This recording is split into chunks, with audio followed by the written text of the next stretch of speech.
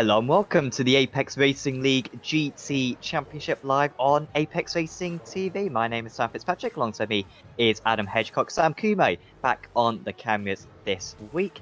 And we are here for round 4 of the Championship 2 races to bring to you tonight.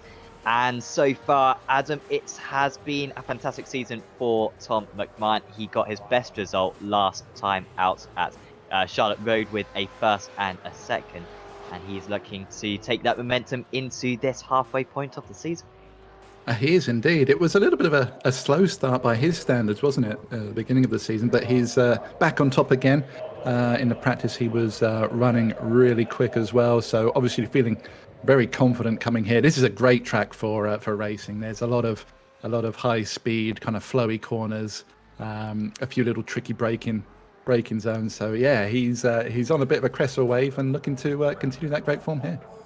You can see the points face off there, 2.93 for McMahon. What I would add is that when you take into consideration the drop round that we have for this championship, it does get a little bit better for McMahon. So you can say he's probably got a 35-40 point lead at the moment, does Tom. He can probably drop Road America where he got a second and quite a lowly score. Daniel Lee also having a good season. Dean Powell leading the way in the amateur championship. Powell with fantastic pace, hasn't quite put it together on the most part this season. But he still has the lead at the moment. Adam Coles with a good Charlotte Road meeting, but there's so many drivers involved in that one. Stephen Leahy, unfortunately, not to be taking part in tonight's racing. Hopefully we will see him back quite soon, and we should be able to see Andrew Becker back, which will be fantastic. I am just waiting to see whether he is out with us. He did say he'd be able to race with us this time, but it is fantastic to see him back. Fantastic resilience, just like the Great Forest, of course. And there he is, moving to America, moving back to America at least after everything that's been going on in 2020. And it is good to see the Indy Autosports driver back. Will certainly shore up that team as well for their bid for a top 3 in the championship. Yeah, good to see Andrew back, and quite a few puns available for us now. Adam will be sure to make a racket. Oh, I missed the bit on the Discord when he said he was coming back, so I haven't prepared anything. So there'll be my puns might be a little bit hit or miss tonight, but we'll see how we go. You saying about Dean Powell, he is also riding the crest of the wave, just like Tom McMahon. He was blisteringly quick in a GT3 race I was part of earlier in the week. Amazingly fast, and he's not too shabby around here either. So yeah, he's looking to extend his lead and certainly rack up some more points as well. Yeah, he is rather alone up there in 8th place for the amateur driver, well ahead of Kevin Kissman, although Bingham now puts in a good lap. We've got a slightly more varied grids at the moment in terms of the Pro and the AMS. In the last few rounds, we've had the AMS mainly near the back. We did, of course, see Emil Winberg back when he was an amateur driver for round 1. He did fantastically well at Road America before getting promoted. Some of these guys doing well. And you can see that the times, we always say it is close. Top 16 separated by 1 second at the moment. And Aaron Powell, who usually does pretty well in North America, he's right up there again. And it's difficult to predict what's going to happen with Powell. It's difficult to predict. I think the most comparative driver to him is probably Matty Chambers. You know, both guys often spend their time around 10th place, and then occasionally they're fighting for race wins and scoring podiums, and that is what Powell is doing at the moment with some blistering qualifying laps. He is indeed. He's kind of found almost a second wind, if you will, where last season he was good at the tracks that he was good at, but not so good at the rest, if that makes sense. It was quite a big difference between them. Whereas this season, he's the ones that you wouldn't kind of expect him to be that good at, he's excelled at. And again tonight, this is nothing like the Watkins Glen that we were told was his favourite track and the one that he loves driving the most. And yet he's right up there, currently P2, which is amazing. So it's great to see that he's kind of taken that step, which will really help out McMahon, because with Bode in lead, Crouch, Eichenberg, when he gets a lap together, he's going to need a little bit of protecting from those guys, and Powell seems to be the guy who's stepping up to the mark to provide it. Like, could even snatch pole position away here. Seems like most of the drivers are just going for 4 big laps rather than taking a pit stop midway through. Of course, the tyres aren't going to degrade too much, I guess, because this is quite a short lap, although we have got some very long corners around this track, so maybe they will be going away slightly. And of course, there are some new tyre parameters for this season with the most recent builds, and I'm not quite sure what they were. I think there's, as iRacing conceded with this new tyre model, slight changes, I think, to the way that the tyres warm up. And the drivers are pretty confident to continue racing out there. Certainly James Crouch is back into the pits. In fact, quite a few drivers completing their qualifying session. Jonas Boden just about to cross the line for his last lap. We've got Eichenberg still powering along. Does Boden improve with his last lap? No, just a tenth slower than his best lap. That's only about a tenth and a bit off the pole position time, 2 tenths off the pole position time, but remains in third place. Here comes Dennis Eichenberg for High Caliber Autosports Pro. Maybe a little bit tight into that final corner, but then the BMW does ride the curb pretty well. Eichenberg needs to move up the order, and he does, but it's not as far as he would have wanted. It's 11th place for the Dutch driver, and that is 8 tenths of a second slower than McMahon. Rounds a pretty short circuit, surprising for last week's podium sitter. Pole sitter, apologies. Yeah, no, he was on pole. That's right. Yeah, no, it is surprising that the gap is that big. I'm not sure how well the BMW actually goes round here. It is a little bit cumbersome. With the latest iRacing build, of course, a lot of the old setups that these guys would have been running have literally been tossed in the bin. Although there's only been minor tweaks to the cars, it's absolutely changed how you go about setting them up. I haven't had the chance to drive one yet, but looking at some of the conversations that have been going on, it's been a little bit of a clambering session just to try and get something together to run tonight. So you might see a little bit of disparity between the drivers, those that have been able to get on and get a set made quickly, and those that maybe still trying to struggle around with an older set, maybe don't have the team around them to work on something and bring it for this race. But it's to possibly mix it up a little bit. We'll see. Yeah, we will see how the drivers cope with that. Of course, we're going to have we've got a few big teams in this series. Of course, Indy Autosports, very strong team, and we've also got Evo SR as well, with plenty of drivers and plenty of others as well. New teams to the championship who should be able to collaborate and find a good set. Even M Science UK, who have only the 2 drivers putting in a good qualifying performance. We've just got a couple more. Well, we've got 40 seconds to go. Manuel Gilbert, apologies to Muriel, apologies. You're not going to see a whole lot of me. Unfortunately, he's not signed up to the series, but maybe we'll see him back in the future. So I'm just going to right-click on him and move from race. There you go. That's it. That felt pretty bad doing that on stream, but hopefully Muriel doesn't watch this back. But you shouldn't sign up. Don't sign up, Muriel. We'd love to have you in the league. There are spots available. Go to apexracingleague.com and click on the shop. And then when you're on the shop, click on Apex Racing League GT, believe it or not, and sign up to the series. Easy as. Do that, Muriel. I don't know why you haven't, mate. Because you'd be racing right now. But no, he's gone. And he'll be, instead doing something else for this evening. About to get the formation lap started. It's Tom McMahon on pole position. Aaron Powell in second place. Jonas Boden lines up in third. Then it's Daniel Lee in fourth. James Crouch up there in fifth. Mads Grafson, good qualifying for Grafson actually this time, up in sixth. Then it's Alex Moore. Again, good for Fuga Sim Sports. Team Powell, top of the amateur drivers. James Salt and Chris Van Der Nesse, whose name should come up correctly today. Apologies for the hyphens. Long story. In 10th place. Then it's Dennis Eichenberg, championship contender, second place in the championship. He needs a very good race 1 here, at least stay within the reverse grid range for race 2. Then it's Mark Hutchinson, Emil Winbo, Tom Bingham, Matty Chambers, Andrew Becker, great to see the American back, Callum Wright, Luke McCowan, Tobias Olsen, Bob Humphrey with a poor qualifying down at 20th, Ryan Jones, Kev Copeland, Kevin Kitzelman, Tim Perry, Tom Stevens, Max Wolf. Come on, Max. Every time. So quick, Max. Qualifying 26th. Mark Heron, Nick Brown, Joseph Saul, Adam Coles, Robert Lundgren, John Chester, Jay Steffi, and then hopefully we'll see certainly Derek Holland on the grid.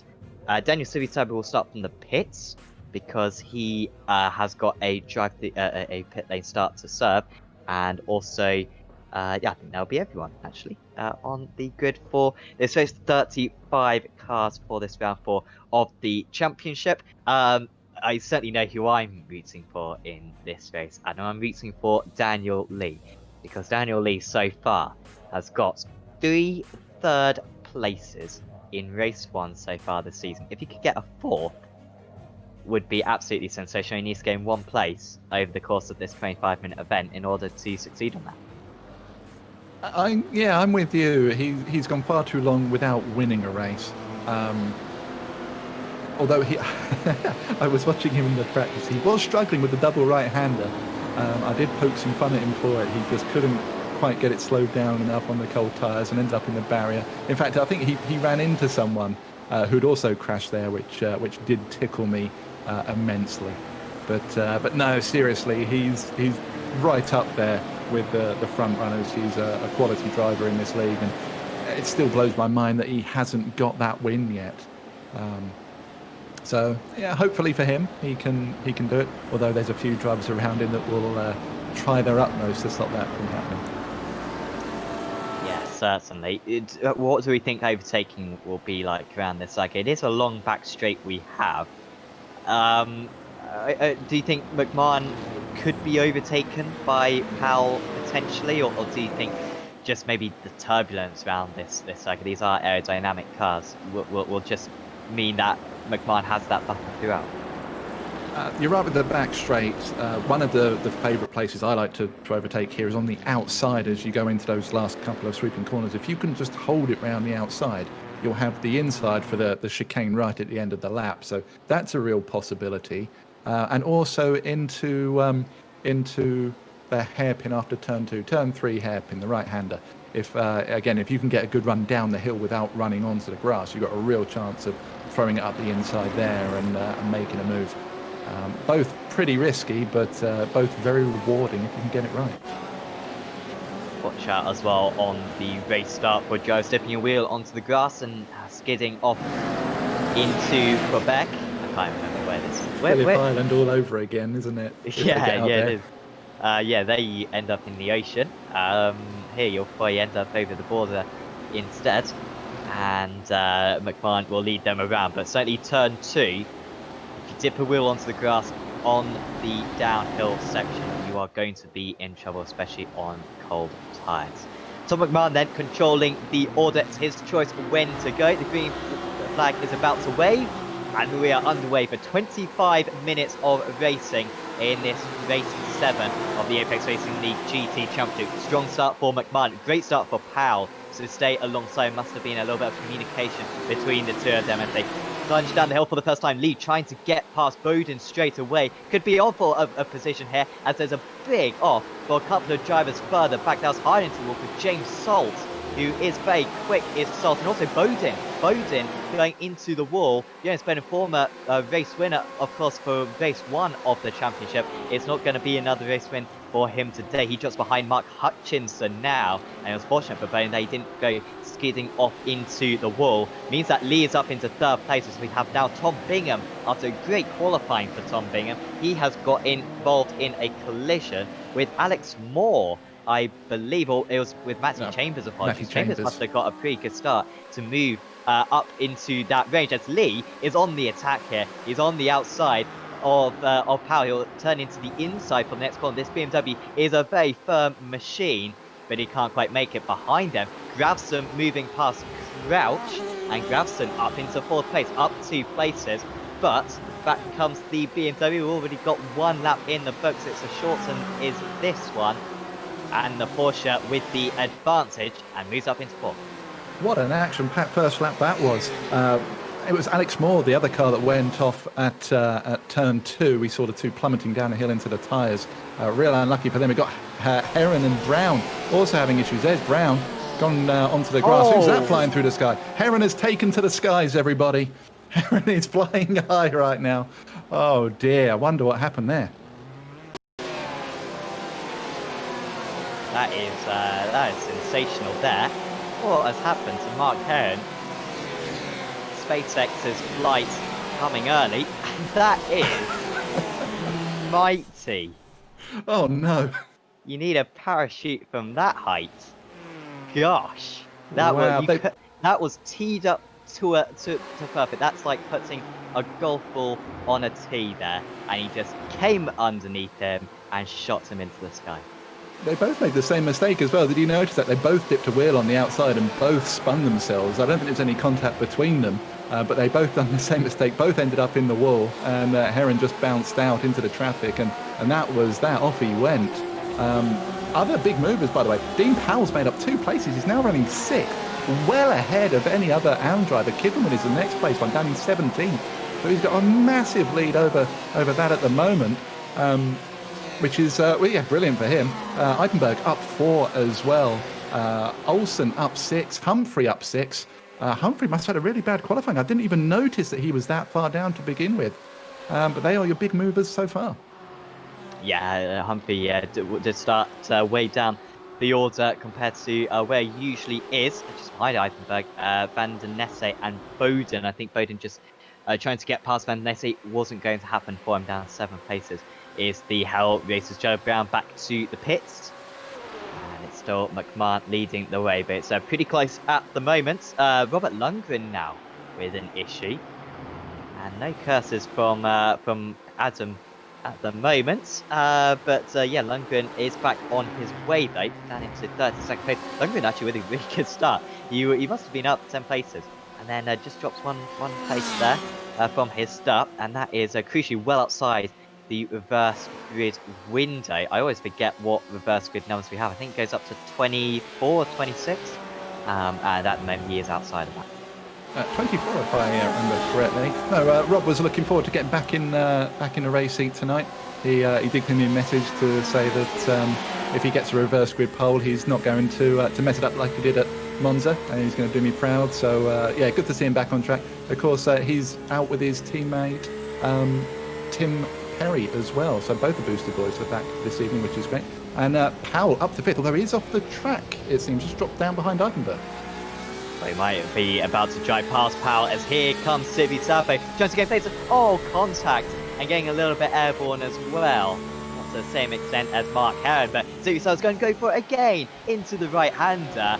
You don't see a whole lot of overtakes just like that, but he did make it, and I think Jay Sebi will be a little bit advocated with that, if that's the word. I think I may have just made up the word there. Agreed with that. Aggravated, there you go. And he does drop down to 7 up into 26. And Holland and Bingham also moving past Steffi. Winbo, I think, did Winbo move past Olsen? But I think Wright may have got past the pair of them. I'm not quite sure it's time to Winbo there, because there was some movement in that area. So Crouch has got past Gravson as well. And what's happened to Powell? What's happened to Aaron Powell out there? He is back in the... he's a lap down. I've totally missed that. What? I did not see Powell... Oh, Powell went off the track, didn't he, for a short time? But I don't know why he's a lap down now. But that was Dean Powell, wasn't it? Oh, yes, you are right.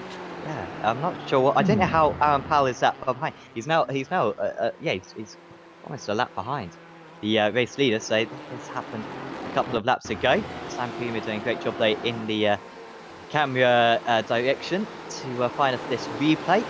And Powell at the moment, he's finding this good well onto the grass, yes he does, and hard into the wall. And then there was contact with Gravson, and that is why Gravson's lost the place to Crouch. I imagine he was held up. And Aaron Powell doesn't usually make a whole lot of mistakes, Powell. Of course, he does have a mixture of results. He towed back to the pits and picked up the fast repair. But that is once again going to be outside of the reverse grid places. Crouch has just gone off the circuit momentarily, and he's invited Grabson back. We're seeing plenty of mistakes at the moment, Adam. This is kind of what I thought because of the grass so close to the contours of the circuit. And yeah, that's what we're seeing. It's brilliant. I love watching racing here. I love racing here as well. But I remember doing was it the Kia or the TCR here in the ARL touring car and the BSR before that, and it's just manic, especially in the reverse grid scenarios where you've got people like Ash Sutton or Josh Thompson flying up behind you, you know, and you're trying to brake, you're trying to look in your mirrors. It's absolutely manic. It's a whole lot of fun. But unfortunately, it is a track that bites, and it bites hard. We've seen a fair few drivers really struggle in the opening laps. Fortunately, they've got another race afterwards, the 40-minute race that'll be coming up after this one. So not all is lost. They still have time to make positions back in that one. But yeah, this one's a bit of a write-off for some of them already. Eichenberg coming up to the back of Crouching Grabson really ruled out Dennis Eichenberg, but he could get a podium out of this. It would be unbelievable if he could, because Eichenberg, he's usually fantastic in qualifying, really just not there. And when you have 4 laps, I don't think you can really complain that much about his qualifying pace. I think that was legitimate. But in the race, he is improving, and on that last open, he came on these guys by 7/10 of a second, bringing himself right back into play. Copeland just getting past McCowan. We've now got Kittelman at the front of the amateur drivers. Although they're still battling, and it is Copeland coming back against McCowan, trying to make that move stick, and he is ahead. There is contact between the two of them, and right behind them, that is the battle for the amateur class victory. Dean Powell with the mistake, and he is now trying to take back that lead. Appreciate that he's going to lose points as Dean Powell should have been way further up the order. It's 2 by 2 into the fast right-hander at the back, or at the end of the Andretti straight, and that is a great move from the Evo SR machine of Kev Copeland. He does make that move stick for the 3rd or 4th time, and Dean Powell also gets past Kevin Kitzelman as well in the background. But McCowan doesn't know when he's lost, and he's come back again down the inside into 1. They've been almost alongside for a good part of the lap now, and they will maintain that down the hill. Got to be careful here. Just tip a wheel onto the grass, and that is superb driving. As they've got Winbo, who's gone spinning off just ahead of them, and who's that going off as well? It's Wright. It's Callum Wright, and these two have collided, I believe, from 6th and 7th places. And also Tobias Olsen, he was on the outskirts of the top 10, and he's off as well. And some drivers who started much further down the order are having a field day right now, because they are way further up the order. They are. Let's have a look at this Winbo one then. See, so they come through turn 1. Fair distance apart, so I wonder if Wright's had an issue ahead. Oh no, Winbo goes off onto the grass. Look, oh, lovely drifting action. Look at that. You can see the wheel action going on through the windscreen. Just about saves it, and then, oh. So Wright had his own issue up the road. They didn't have any collision between them at all. It just shows how tricky that corner can be. Olsen was a weird one. Looked like he just pulled off to the side and parked it. So I wonder maybe he didn't put his race fuel back in, possibly. Now Holland's off. Oh, it's all kicking off, Sam. It sure is. Holland's down into 29th now. So Sabo, you started from the pits by the way up into 27th. That's a good effort from him. And Holland, one of the couple of American drivers we got out here. Not the way he wanted there. Must have just been a self-spin once again. So I've now got McMahon leading, of course. Lee, Crouch, Grabson, Eichenberg the same way around, but Bowden being rescued by these drivers' mistakes. He's back up into 6th place, and actually very close to the back of Dennis Eichenberg, who's charged through the order, has been halted, made a mistake on that last lap. Did Eichenberg, I believe, in the first sector, dropped about half a second. And so he's gone from looking ahead of him to staring straight into his mirror. So over halfway through this race 1 of the evening. Remember, we're going to have a race 2 coming up later on, 40 minutes in length, and that will the starting order for that will be a random reverse from the finishing order of this race. It can range anything from about 12 cars up to 24 as Bowden moves past. Another move around the outside of turn 2. That seems to be a place where you can get it done. Bowden up into 5th and recovering some points. You would not rule him out of a potential podium. No, you wouldn't. He's certainly quick enough for it. Just to show how crazy this race has been so far. Dean Powell had that incident.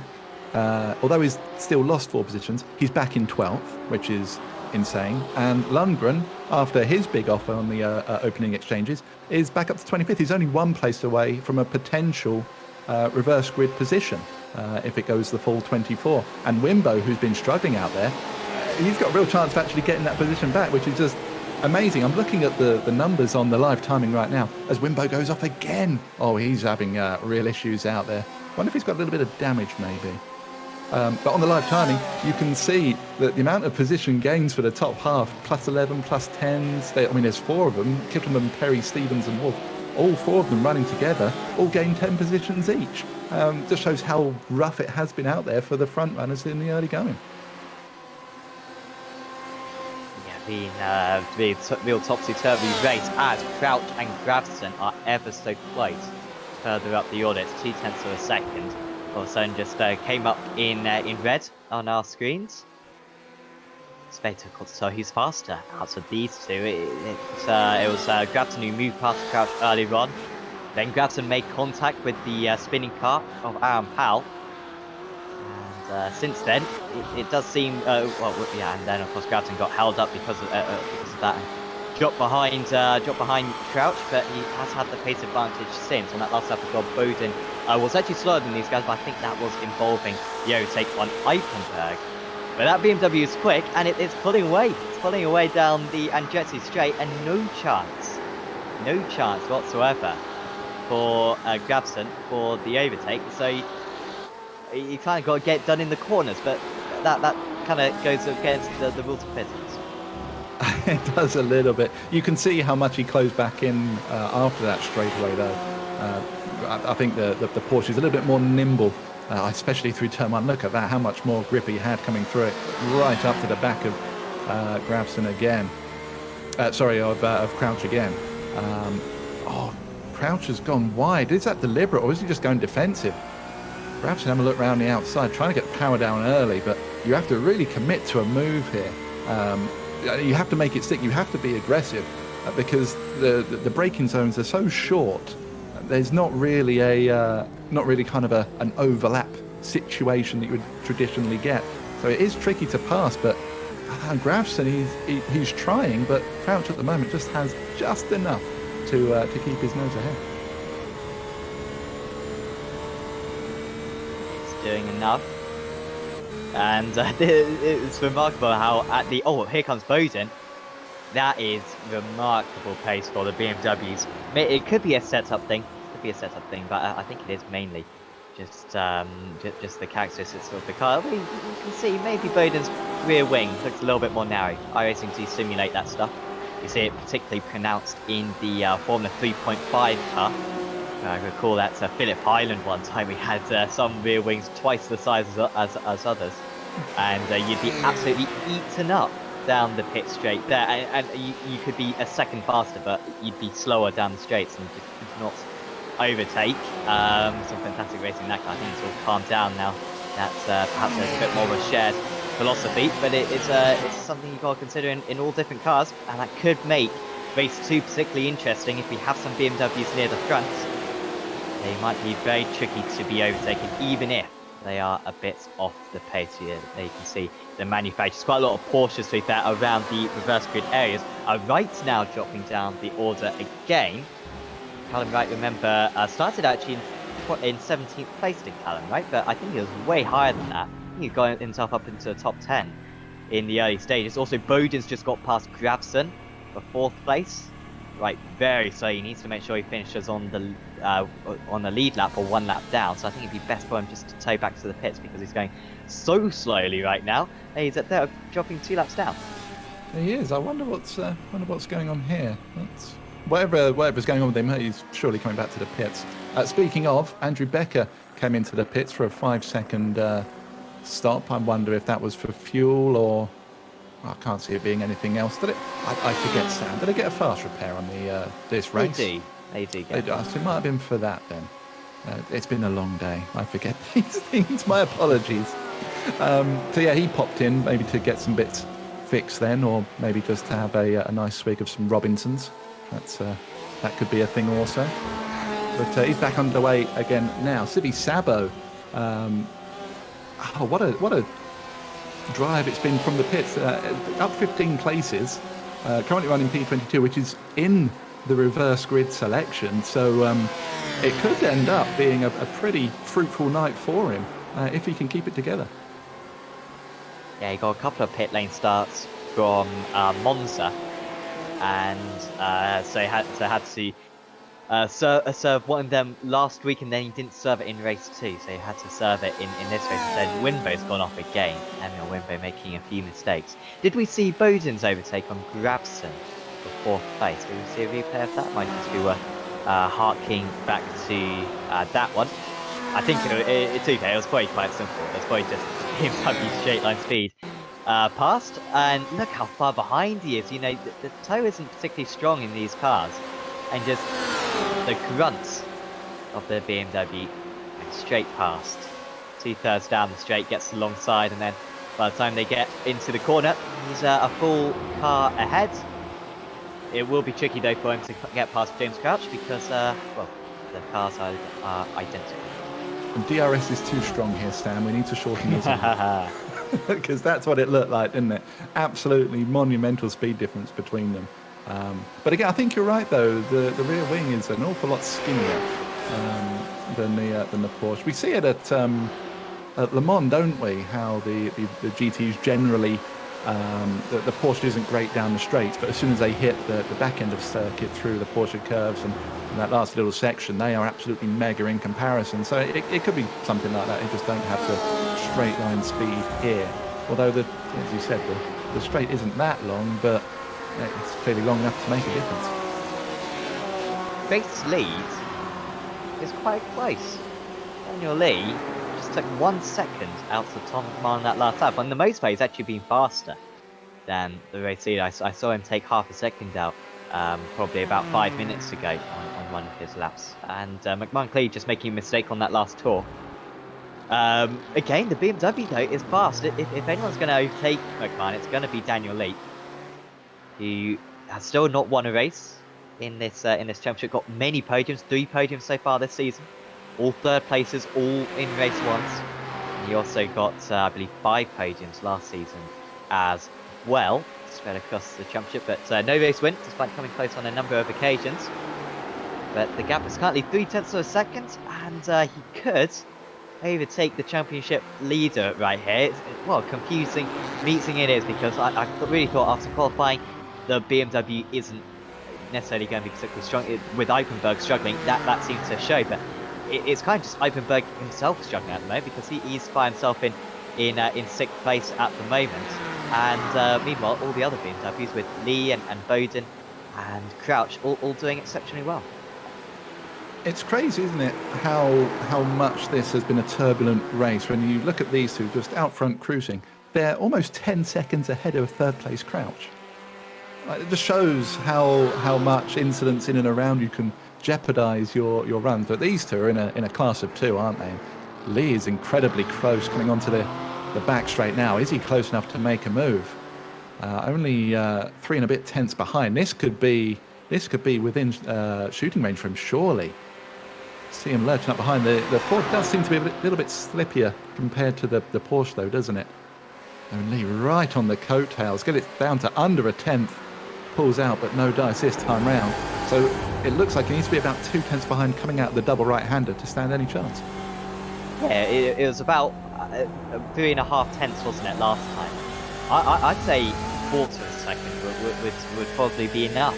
It's tricky to defend as well into that corner. I mean, you can't come from a long way back and go for a dive, but you can't cover off every line. I mean, you can go around the outside. If you cover off the inside, you go around the outside. If you cover off the outside, obviously you can go down the inside. So it is possible, but if he can get alongside he could potentially make that overtake. Just a little bit of traffic ahead of them. That's Aaron Powell, who also gone a little bit slower recently because I think he had a decent gap, but he does just drop behind and will still score points. Well, Powell, but there's no chance of him now getting within the reverse grid. Even if he does get within the reverse grid places, he's one lap down and can't get within the reverse. Here we go, 0.29 of a second, and Lee will definitely have part of his car alongside when they get into the braking area. But is he going to be alongside enough in order to make the move? Here we go, into the right-hander, down the Andretti straight. It's Daniel Lee round the outside in the BMW M-Sign UK. Can he take the lead? Oh, he spins round! And Tom McMahon retakes the lead.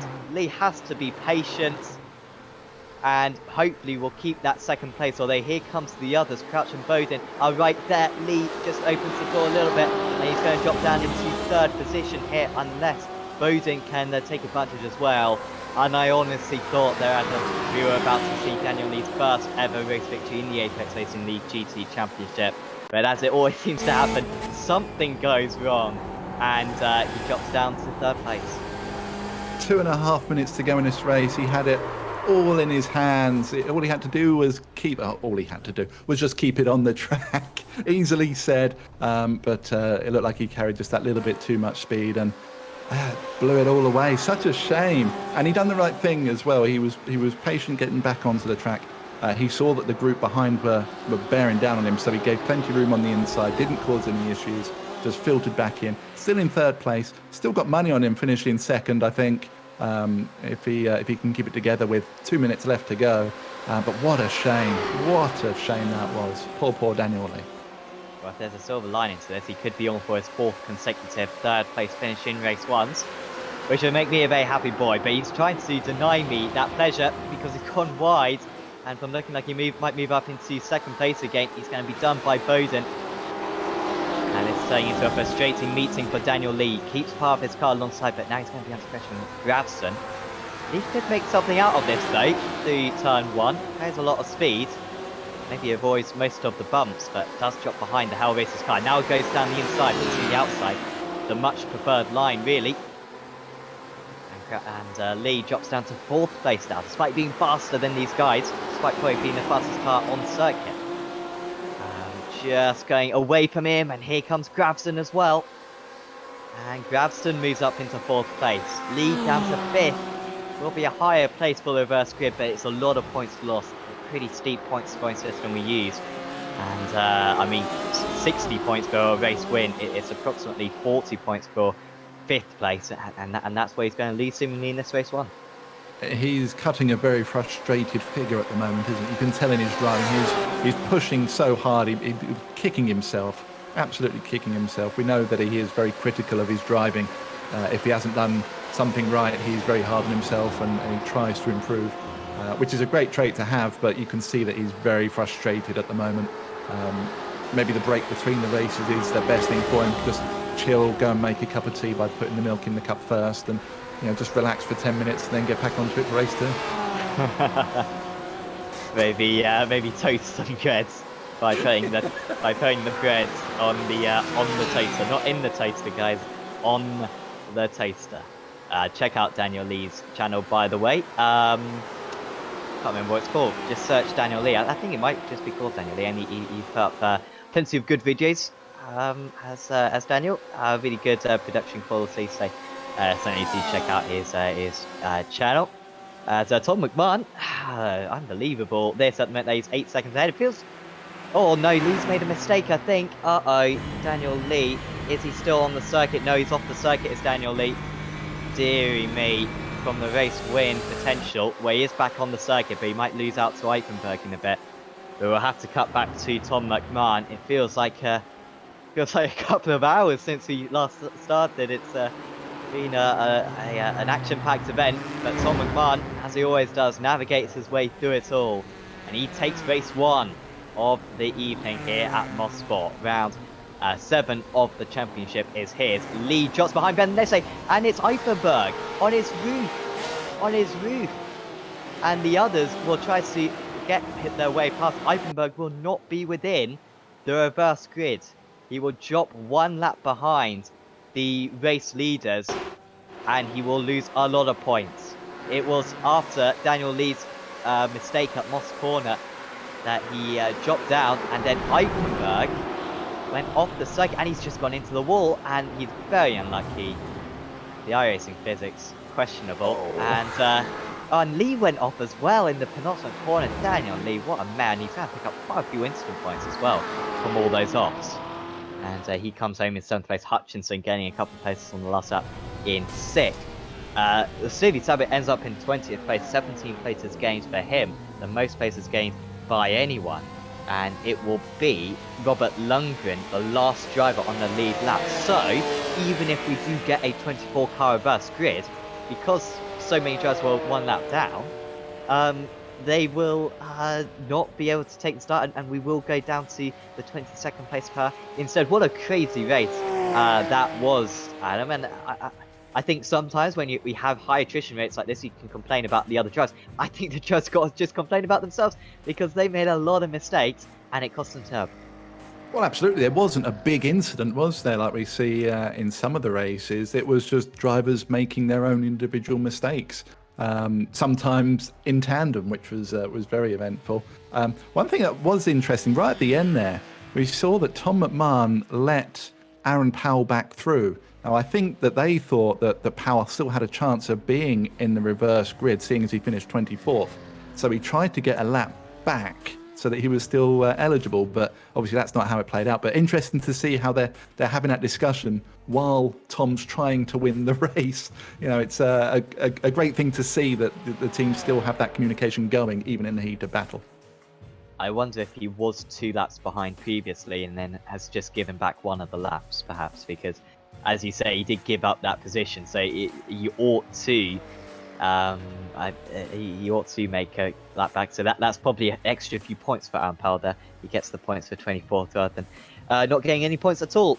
Race winner then, Tom McMahon. Once again, 6.8 seconds clear. That is his 3rd race victory of the season and his 3rd race victory in the past 4 races as well. Go along with the 2nd place as well. It's been an awesome run of events for him for the car number 1. James Crouch, potentially Crouch, Crouch of course won a race earlier on in the season as well, but Crouch might even move up to 3rd place in the championship as well after that one. Jens Baden rounds out the top 3, eventful race for him. He was outside the top 10 at one point. Then it was Mads Gravson in 4th. There'll be a little bit aggrieved they didn't get the podium. Chris van der Nesse, great result for him in 5th. Mark Hutchinson was in 6th. There's Daniel Lee. Bob Humphrey, Luke McCowan, Kev Copeland, Dean Powell, Tim Perry. Great result for Perry, by the way, up 12 places. Kevin Kittelman, I think was... Apologies, Powell was top of the amateurs. Kittelman was 2nd out of the amateurs. Then it was Tom Stevens, Max Wolf, Ryan Jones, Adam Coles, James Salt. Watch out for him if we get a big reverse grid. Tom Bingham, great result for Daniel Sivi-Sabe. Steffi was in 21st. Then it was Rob Lundgren. Then it was Dennis Eichenberg, who finished 1 lap down. He will not be eligible for the reverse grid. Then it was Aaron Powell, Derek Holland, Joseph Saul, Mark Heron, Emil Winbay, Rob Winter, Andrew Becker, Callum Wright, Alex Moore, Tobias Olsen, Nick Brown, John Tressida, Matty Chambers was the last driver in 36th place. Don't look at Gilbert and Brame. They were never here. Never want to hear from them. So it's time, Sam, for the reverse grid wheel. 12 to 24, we believe it can land on. It will be interesting to see where it does stop.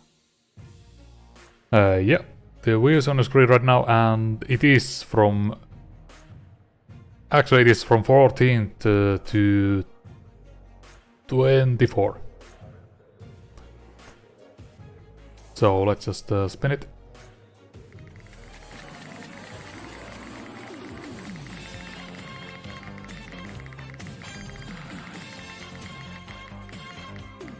And it's gonna be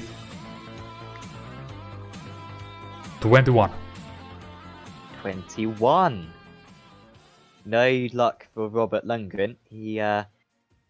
That's actually real bad luck for Lundgren, to be fair, because he was the last driver eligible. So if it was 22, 23, or 24, it would have been Lundgren on pole. Instead, he's going to be starting in 22nd place. Jay Steppy will be starting on the pole. Civi Sapo alongside him.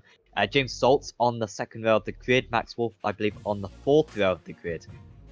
So potential for a upset victory, maybe a debut win for a couple of the drivers. We'll be back in the Apex Racing League GT Championship here on Apex Racing TV in just a few minutes' time. See you back in about 10 minutes. See you then.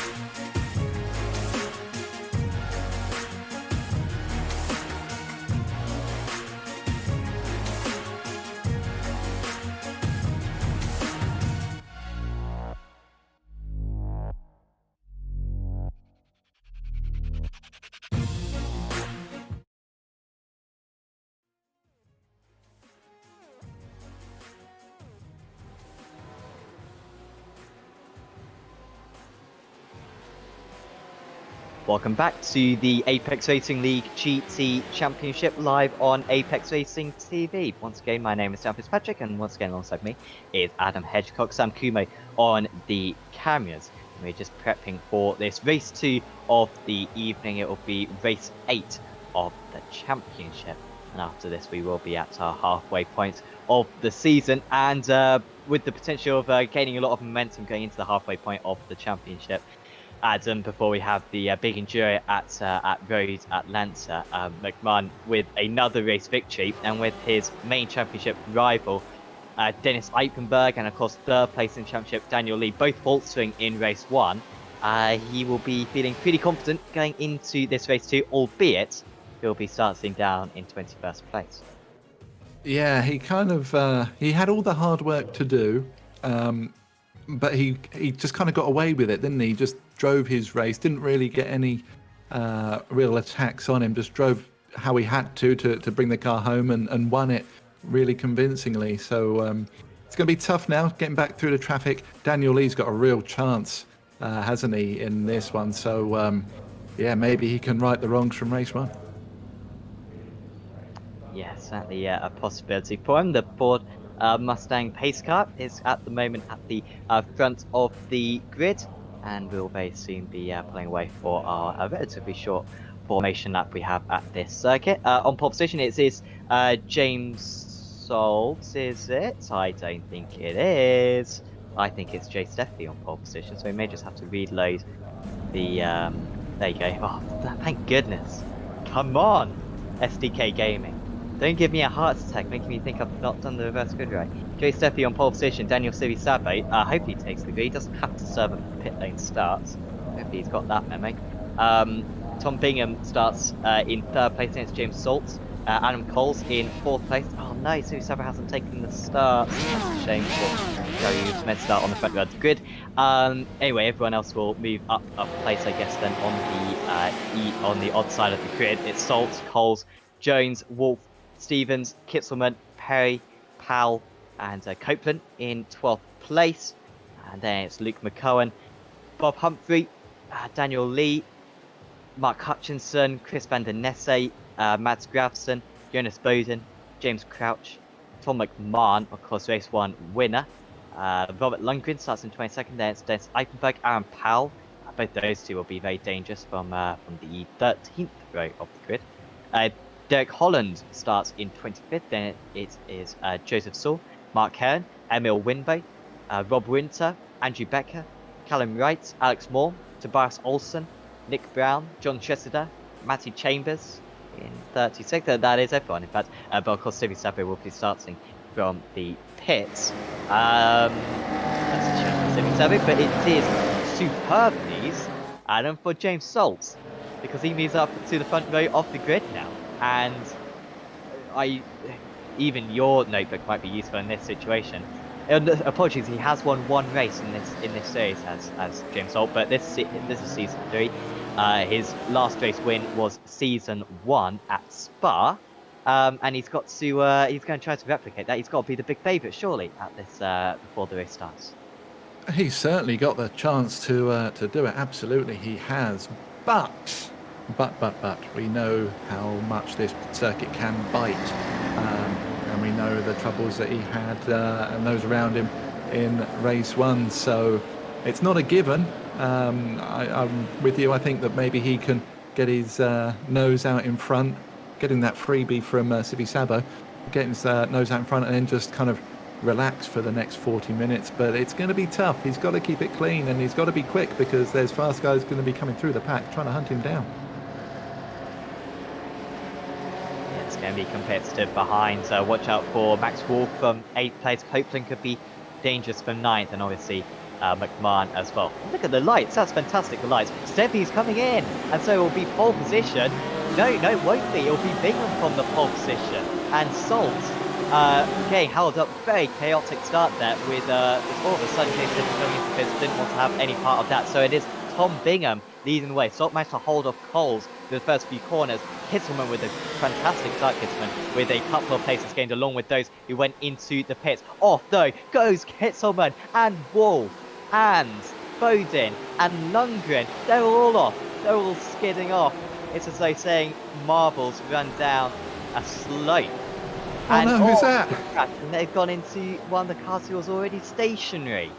And that is 6 or 7 cars who have all made mistakes. I don't think it was a pile-up by any means. Don't think it was contact. It was just everyone, Adam, misjudging the first corner.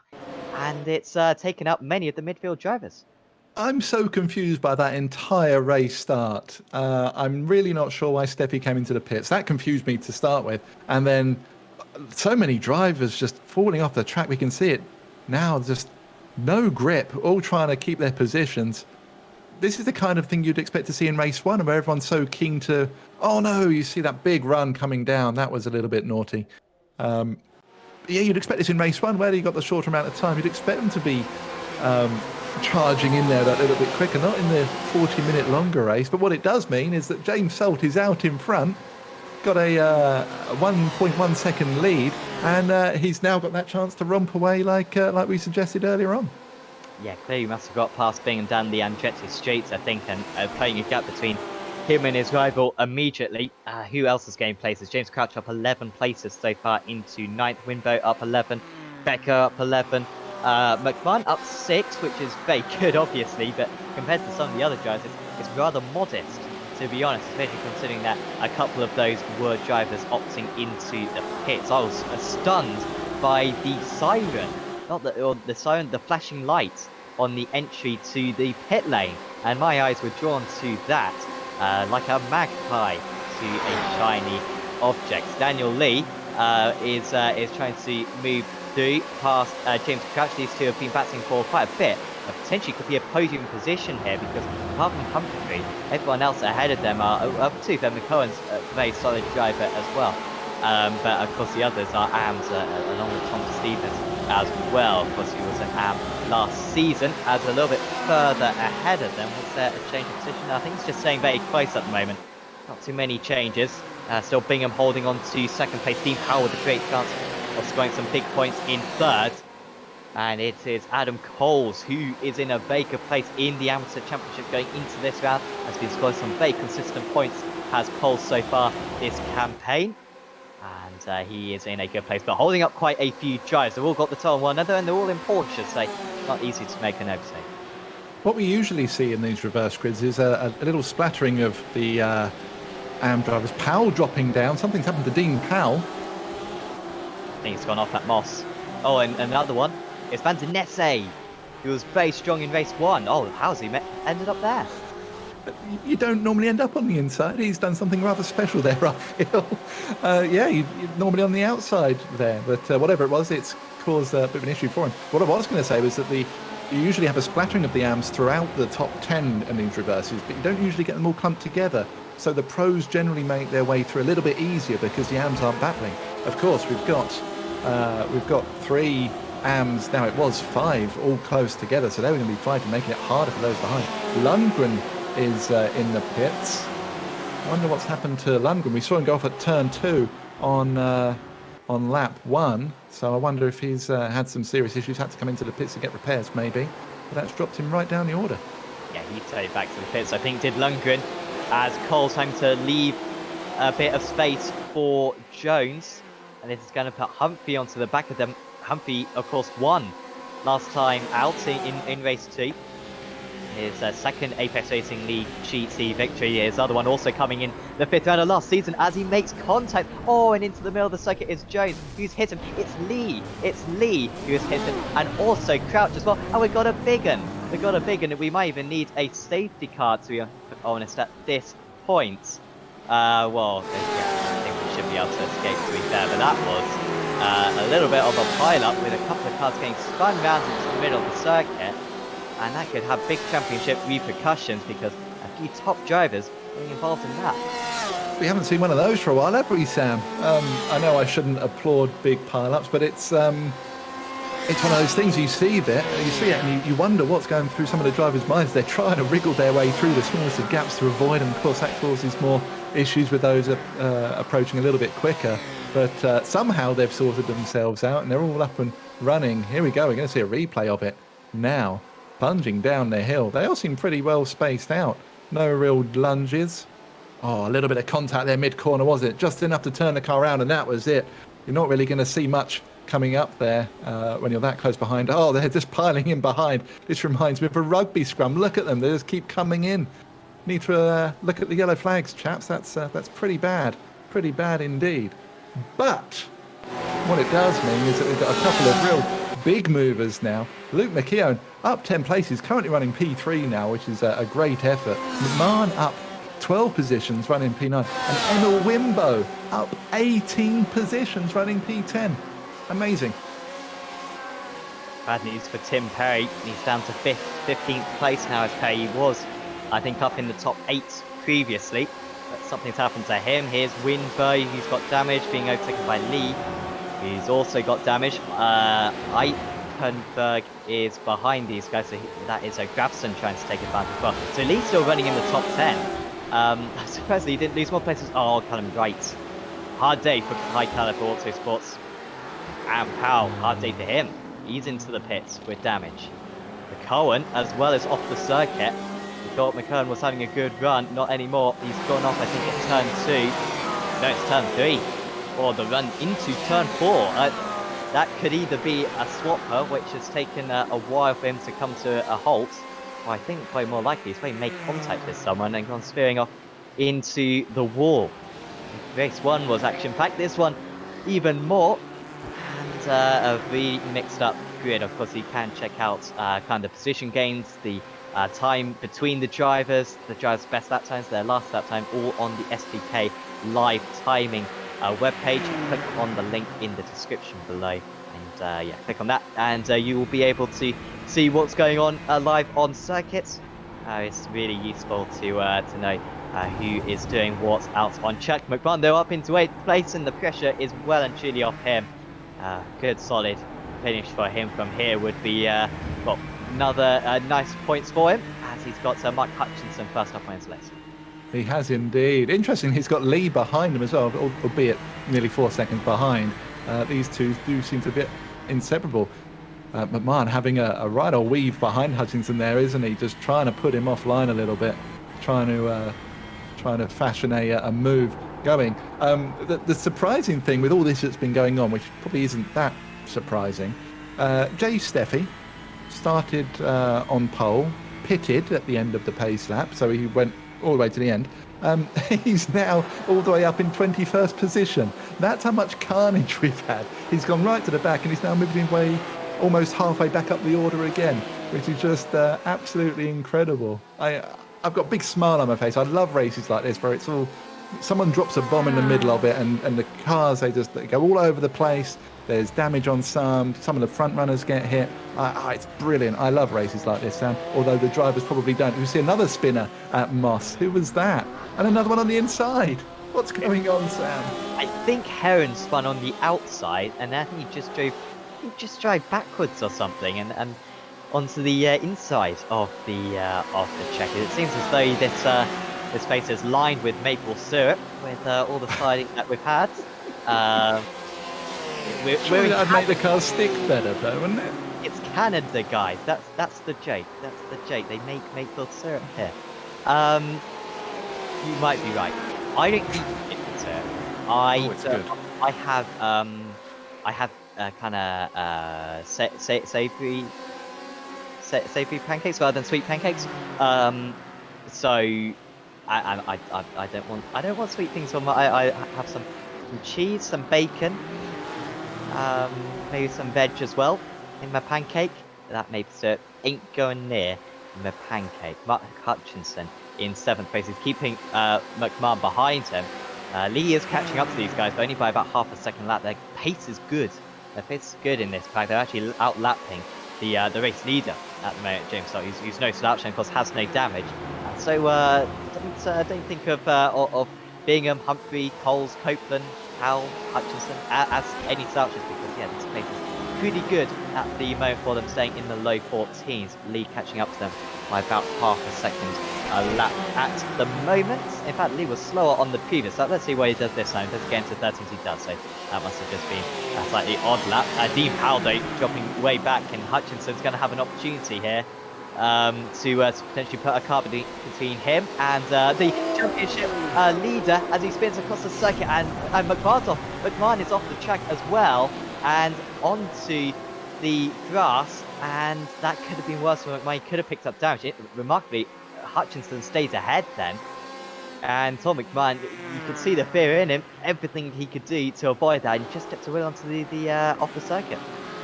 He was very lucky there, wasn't he? He got spooked, and rightly so. When you see a car kind of rotating around in and about your car, you have to be really cautious. But he probably had room on the outside of turn 3 there to keep it around the outside, but he opted for the grass, bled off all the speed, so he didn't go into the wall, survived it. And that's what wins you championships, isn't it? Let's be honest. Having that kind of ability to see the issue, take avoiding action, save the car from any major damage. We saw it a few times last season where he managed to scrape through some incidents.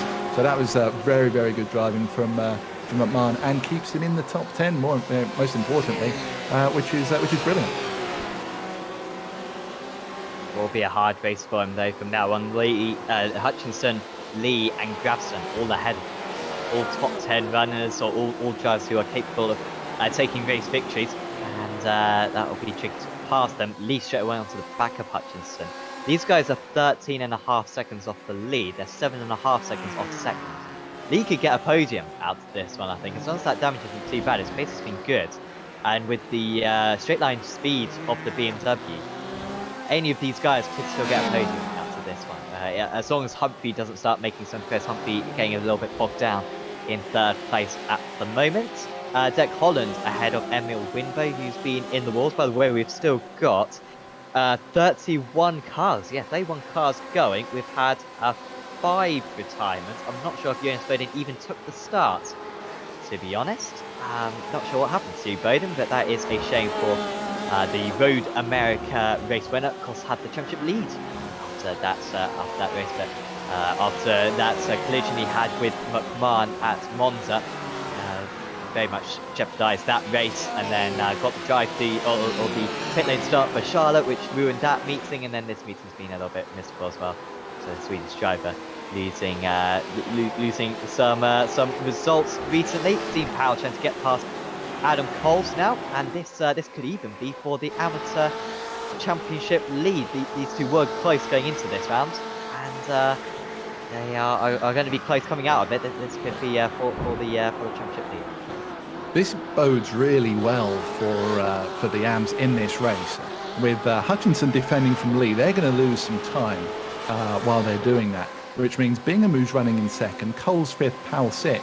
As long as they don't start battling too much themselves, they can have some really, really, really decent result out of this race.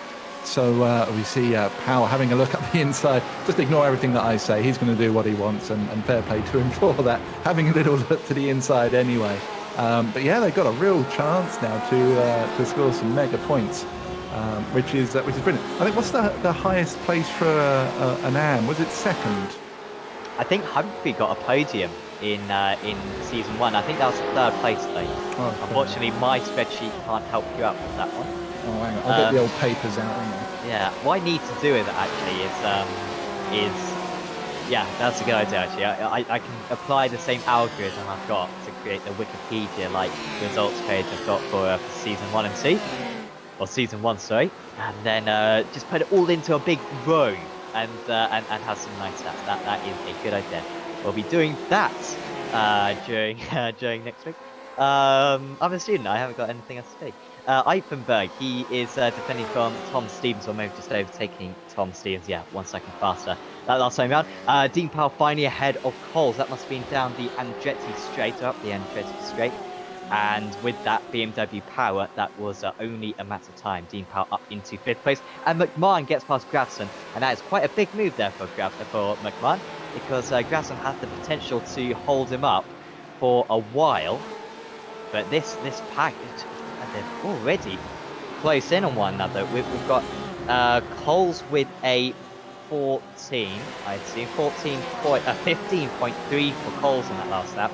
Hutchinson 14.0, Lee 13.8, and McMahon 13.4. So McMahon took 1.6 seconds, or 2 seconds even, out of Coles on that last lap. Hence why these two battles have kind of come together a bit. Lee will be trying to keep behind McMahon, but he's got to get past Hutchinson. He will soon be past Coles, you would think, as kind of attempt number 2 for Hutchinson after spinning earlier on. Okay, are you ready, Sam? I've delved through the archives of my notebook. So the highest place for an AM is 3rd place, and that was Humphrey at Le Mans Race 2 in Season 1. And Season 2 Race 2, Wolf finished 3rd overall as well. So that is the current highest. So Bingham's got a real chance. You see Stevens having a little spin round on the grass. Bingham's got a real chance of getting the best AM result to date.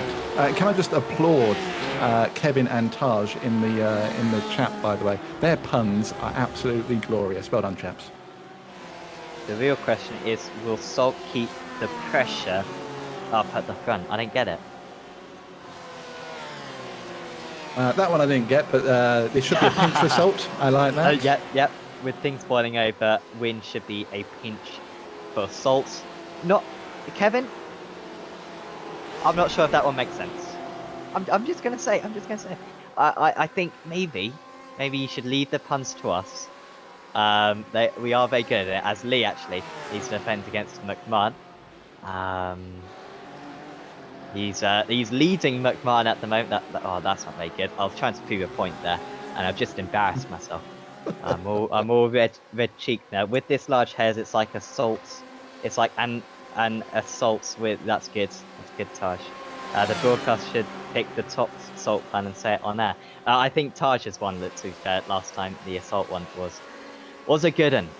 Hutchinson moves past Coles. Always I can be contact. I thought Coles was just going to understeer into him. They've also got more rejoin there. We don't want any more instance from what we've had already. And he will come into the pits. So Hutchinson past Coles now, and now Lee, you would think, will be straight past as well. He can get him down the back straight, but I'm not sure if he's going to be that patient. The BMW should have the advantage, and also Grabson attacking behind. Yeah, it's all starting to kick off in this little group, isn't it? This is where the pros, 20 minutes in there or thereabouts, they're really wanting to get on with things now and start chasing down the front runners. So yeah, Lee and McMahon, Hutchinson there, they want to get on with this. They want to get these AM drivers out of the way. No disrespect to them, but the pros want to be off and on their way and chasing down Salt, who's out in front. Bingham still holding his own in second. He's not really losing any time at all, is he? You see Lee going to the outside now of Coles. Probably going to hold it round the outside there. Coles might be a little bit later on the brakes, but as we said before, it doesn't really matter too much. If you can carry that momentum like Lee's doing now, carry it all the way around the outside, he peels in beautifully just in front of Coles there, makes another move done, and that's Lee up to 7th place. Yeah, going very well for him at the moment. Grabson trying to get down the inside. Oh, that was not close. Quite. Well, I would just say, I think it's the only thing that could stop Salt taking this race win right now would be a slight sprinkle of rain. A slight sprinkle of rain. Sprinkle. It doesn't matter how many times you say sprinkle, it doesn't make it any better. That was a good one. So some fantastic other apologies. I also like the NA one. I can't even remember. Is NA iron? That one stands for. But anyway, whatever one it is, I appreciate that one. Then, John, you can't deny he's a mover and a salt shaker as well. That's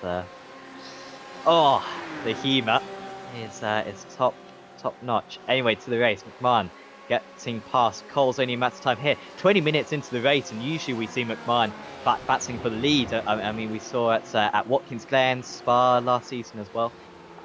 McMahon can get himself to the front within the 20 minutes, but of course, massive reverse grid we've had today, 21 cars, and it's taking a while just to get up to 8th place.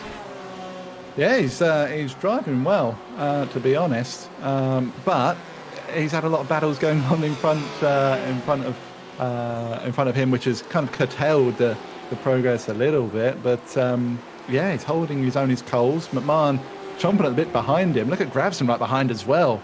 Right on the back of McMahon. I thought there was going to be a little bit of contact there. But the three of them running in real close proximity. These three have kind of fallen back a little bit from the Hutchinson and Lee just up ahead of them. So, yeah, McMahon, he's going to... We know that he can be patient, but how patient can or will he be in this race? Looking out to the outside really early, coming up the back straight there. Again, this is going to be a familiar sight for Coles, who had Lee do this to him just a lap or so ago. McMahon gets it done before they even get into the braking zone for it. So another great move there from McMahon. Gravson now on the back of Coles. He's going to be wanting to do the same as quickly as he can. Does seem like the Porsche is the slowest car out there. We saw it in race 1 with the Ford seemingly being able to put up a better fight than the BMW. And the Porsche maybe just lacking in that department. However, for most people, it was, at least before the build, regarded as the best GT car. I think it is still regarded by most as the best GT car, but maybe just some weaknesses. We didn't see McMahon, to be fair, win Le Mans last season in the Porsche, I believe. So yeah, it's not too weak a car, and yeah, we'll see if it does come back to itself later on. Of course, Road Atlanta next time out, another pre-balanced circuit, a little bit like this circuit in terms of corners and straights. Of course, that will be a 80-minute enduro. The first ever Apex Racing League GT endurance event will have the grid will be a reverse of the championship order, and we'll also have a random safety car as well. Should be good viewing in a couple of weeks' time. Meanwhile, Lee past Hutchinson. I think my sim may has just broken, so yeah, I might have to leave this one to you for a few minutes, Adam. Not a worry. Oh, Lee. Oh, no, there's a spun car in the middle of the track. Who was that? Lee's caught up in that. Copeland it was. Spun round in the middle of the track. There was contact from McMahon. They're still piling in behind. They've managed to clear it now, though, but it looked like Copeland had an issue and was in the middle of the track. Lee gambled on going to the inside and just got himself caught out. We're looking at Copeland now. Round the last corner. Runs out. Oh, gets a wheel onto the grass on the outside. Hits the inside wall. Tries to reverse the car to the inside just to get out of the way, but it collected Lee and it collected Hutchinson as well, which is a real shame for all of them. Oh, we just see another car being clipped on the way through. Kept Copeland there. Yeah, it's a real shame that happened. Obviously trying to get his car out of the way. And unfortunately for Lee, just gambled on the wrong side, which is a real shame for them all. What it does mean is McMahon is now up to 5th, which is incredible. Coles fending off Gravson still. And Van der Nesse is caught up to the back of these as well. He's going to be wanting to get past as soon as possible. But so far, Andy Cole's doing a great defensive job. He's held his own so well against these pro drivers. He's remarkable, really. But for all that effort, he's still only the 3rd place AM, with Powell currently running 4th and Bingham up in 2nd. Salt, though, seems as though he's gritting his teeth, and he is trying to pull out as much lead as he can in case the likes of Humphrey and McMahon can get through these AMs and start catching. But he is well on his way, doing nice consistent lap times, even dropping into the 13s there, which is really nice for him. Driving a lovely smooth race. And we said this right at the start, didn't we?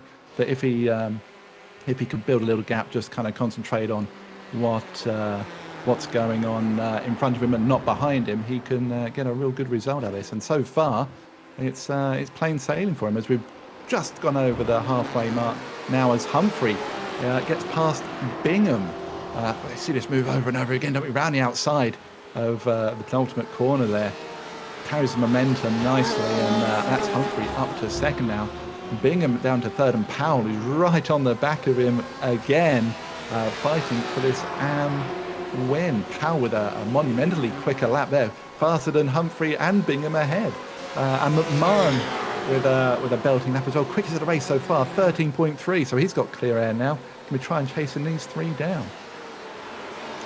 Yeah, that was a good time for a sim to crash. Fortunately, we're not on the iRacing Esports Network, so I can say how terrible a sim iRacing is, and it happens to me every single race. So thanks iRacing, and I wouldn't recommend buying the game. It's not a Bingham. game, it's a sim, Sam. Now, when it's crashing this map, it's a pile of trash. That's what it is. Adam Coles, I love you, iRacing. Please don't ban me. They would have banned me already, frankly, for some of the things I've said. Adam Coles, ahead of Mads Grafson. Looking like it could be an either SR1 2 3, even if McMahon can make some more progress. But here comes Coles. Just trying to keep his car on the inside. Could take advantage of this is Chris Van der Nesse. You had an issue, I think, earlier on, did Van der Nesse. I swear he dropped down in the early stages, maybe on lap 1. Didn't we see him on the inside of Moss? Yeah, you're right. There you go. And yeah, he's on for a good result. He's up 9 places still. He's 20 seconds off the lead, but he would have been in that kind of Powell McMahon battle right now in that next group. Although, you know, so many things have happened in this race, I think we would have had a very different race if one thing had gone slightly different. That's up. Bingham's back ahead of Humphrey, who's made a mistake, and from looking like it could be an either SR1, 2, 3. It's still possible. But it's going to be a bit more tricky for them because Humphrey drops down to 4, and we'll have to do all this hard work again. Big slide there for Powell, but that means that he should be quick enough down the straights to repel the attack. Yeah, whatever mistake Humphrey made there let Bingham and Powell through. It'll be interesting to see how he plays this one out with McMahon so close behind him. Is he going to let McMahon go and just try to follow him, although he's trying to put Powell off there? How quickly does McMahon want to get past these guys? That's the question. We say it every week, don't we? There's no team orders. They kind of talk their way through the race. So it'll be interesting to see how Humphrey plays this. Although his pace hasn't been that so. Oh, he just pulled it to the side there. Ignore everything I'm saying once again. Thank you, Bob Humphrey. Let's McMahon through, and McMahon's on his way after Powell now. Well, at least he didn't do that at Charlotte Road last week when he was about 5 seconds up the road and kept his foot on the gas rather than slowing down to that McMahon pass. But yeah, there's no team orders there's no expectation to let your teammate pass. It's just they feel like that's their best chance of a good result for Humphrey. Feels like he's going to lose out to McMahon anyway. So let him go. Grafson. Oh, that was very little space between the two of them. It's Grafson who moves up to 6. Coles down into 7. Points though for Coles. Van der Nesse will be next. They've also got Eichenberg 5 seconds behind. So actually, Coles has a decent chance of staying in 8th place. The pace at Coles has been really good. He's probably only been maybe on average half a second slower than Salt, which is good time. Powell has got ahead of Bingham meanwhile. Dean Powell is up into 2nd place. Van der Nesse makes that move stick on Coles. And yeah, Powell up into 2nd place. You can see there 1 second faster that last lap than Bingham. Next up will be McMahon, who's been very cautious in his overtaking, and yet it might be a double. The 1st place in race 1 and 2nd place in race 2. That's some fortune. He's had a little bit of misfortune as well with the spinning car of Crouch earlier on. He's made his way through it, and this could be a slightly difficult overtake with that BMW being quick down the straights, as we know it is. Yeah, it's not going to be easy for him, especially seeing as Powell and Bingham are fighting for position. They're not going to want to give any time up. They've got just a shade over 10 minutes to go, so they're not going to be wanting to lose out any time on each other, although Powell's got a mega run there, hasn't he? Pulled a nice gap. But you can see there the Ford just can't quite get close enough, although he's having a look. I thought he was going to send it then. I was going to say that would be very uncharacteristic of him, making a lunge like that. He just filters back in behind. But 11 seconds up the road to Salt. I don't think, even with McMahon's ability, he'll be able to catch him, even if he does get past these guys really quickly. Yeah, way too big the gap at the moment. Powell into the 13.9, so now that he's lap 3, he's actually to make a lap to time Bingham as well, saying one of his best laps of the race. Past the staff at the minute, mid-13 out Powell actually on that last lap. 13.5. Big slide for Bingham. And he is off the circuit and maybe even into the wall as well. Can he stay ahead of Gravson? This will be close with Gravson. He's romping up behind him. Has he got anywhere to go? No. Being though he did the right thing there. Maybe not the safest thing. Oh, he's got around again. Maybe overheating the tyres. And Tom Bingham, from a fantastic result, looks like he could get a podium. It's not going to be a podium anymore. And now Perry is on his tail. Such a shame for Bingham. He was driving so well, and I think it's one of those moments where you're just trying to recover as quickly as you can. He's done the right thing, parked his car right in the middle of the track, which gave Gravson nowhere to go. But then in his haste to try and defend the position, I think he just outbroke himself a little bit, over-rotated the car and ended up in the gravel, which is such a shame for him. But he's still P9, which is still a great result for an AM. Still third in the AM category, so it's not all doom and gloom for him.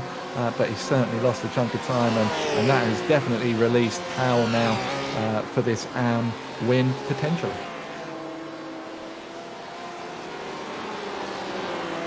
Yeah, that should be easy enough now for Dean Powell to keep that. Meanwhile, Gravson getting past Vandenesse, it looks like this is probably going to be his best chance on this part of the lap. The back straight won't be as easy. It'll probably be into 3 or 4. And he gets it done. Oh, Humphrey off. There he is. Well, Humphrey with another mistake. Looks as though it was going to be a simple P2 for him.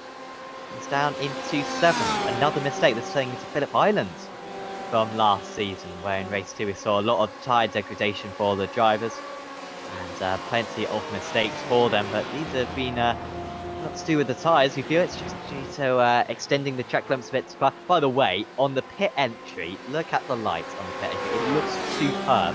iRacing updates like 1.7 gig or something. I didn't care. That one light looks superb. It looks like a little Lego block, you know? And I'm not a Lego person. I stopped playing with Lego at a young age, 17. And so I don't know particularly, but I think bits of that look very similar. I think so. That is cool. That is good. And of course, we are running this in late afternoon. It's getting pretty dark out there, and that is why you can see it. So illuminating compared to the morning time day we were using earlier on. There were some lovely bits in the update as well. I was talking to Mr. Kumo earlier on, saying about the tannoys that you can hear now, all the pit lane noise, you can hear air guns and whatnot. See Powell, McMahon right on the back of him. I will come back to my lovely story in a moment. We see McMahon going round the outside.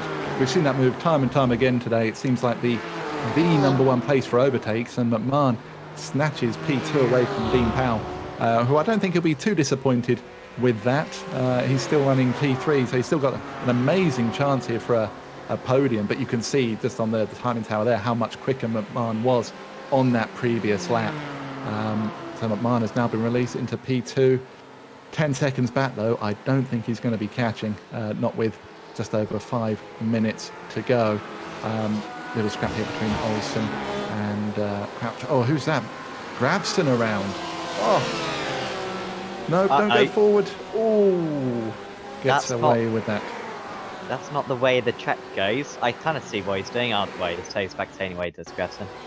Shame for Gravson. He was behind Vandenesse. That was 5th place for Gravson, because Humphrey, of course, had his issues. Humphrey's had another issue, by the way. And I don't think that was race-ending damage there for Gravson. He just didn't want to rejoin the track, considering the other issues we've had for others. I don't blame him. Wonder if we get a replay now of what happens to Humphrey. And there's been a few ones for Humphrey, so Humphrey might have a couple to sift through, because he is down into 14th place now as Humphrey. From an easy podium, one of the most consistent drivers on the grid, and even he's... so it was after... Oh, that's Vandenesse, is it? Or is that Eichenberg? I think it's Eichenberg. He's tried to go down the inside. I think Humphrey just lost it by himself today. And hit a couple of the tyre barriers. And yeah, down to 14th. Fortunately for him, he's now got 13 seconds to the next car, which is Tom Stevens, his former team. I can tell you exactly what happened there because I've done the exact same thing. There's a spun car in front of him, so he eases off to get round it. He looks in his mirror and realises how close Eichenberg is to him, looks back to the track and realises that he's missed his braking point to go down the hill. And you're a passenger at that point. I've done that so many times. You miss your braking point by a few meters here, down that hill, and you're just straight off onto the grass, and more than often into that barrier as well. So yeah, lots of mistakes for Humphrey tonight. Like, I want to say uncharacteristic. We have seen him make a few mistakes here and there, but tonight has been an absolute nightmare for him. As Perry now defending from Eichenberg, I wonder if Eichenberg's going to try and scare him off the road as well. Yes, round the outside goes the Dutch driver, 199, and looks as though he's going to have the inside for the next part. Not bouncing too much. There was Perry and Eichenberg up into 7th place as always. Dennis can gain the most out of the result. That race 1 for him was a disappointment for him. He should have scored quite a few points, and I'm sure his race 2 would have been very different had he not had to start in the 60th or in the 23rd place that he did. But he's done all he can. He's back up into 7th place, well, that's lovely. Oh, that is brilliant. Oh, get ready for this one, Adam. After this race, Eichenberg would have had a 4th, a 5th, a 6th, and a 7th in the race 2s so far this season. As long as he stays there. So, Tom Bingham, do not let that man pass you because they're on for a nice stat. Unfortunately, Daniel Lee massively let me down earlier on when he messed up the last lap in race 1. Wanted to have 4 consecutive 3rd places in race 1s, but we've got a chance for greatness here, guys. Don't worry. I like little stats like that. My notebook doesn't like stats like that because I don't have the skills to write all of that kind of stuff down. See Olsen having a look to trying to defend, from Powell behind him, manages to carry that momentum and just fends off Powell for now. Powell looking to do a little bit of I want to say recovery drive after the first race, but I mean he's still gained 12 positions in this one, so it's looking good for Powell. Biggest mover, by the way, which is insane, is not Tom McMahon with 19. It is Tobias Olsen with 22 positions gained in a real topsy-turvy race. I do like stats like that, though, Sam, where you can see who's really taken the race by the scruff of the neck and gained some serious positions. Another stat after today's race will be James Salt, of course, came into this meeting in 12th place in the championship, but with the 60 points he gets for the race win and with the issues for other drivers, he's going to be shooting up the order. He came into this round with 142 points from the first 3 meetings. He would have got at least 60 points, which is another 50% to his total, plus probably 20 odd for race 1.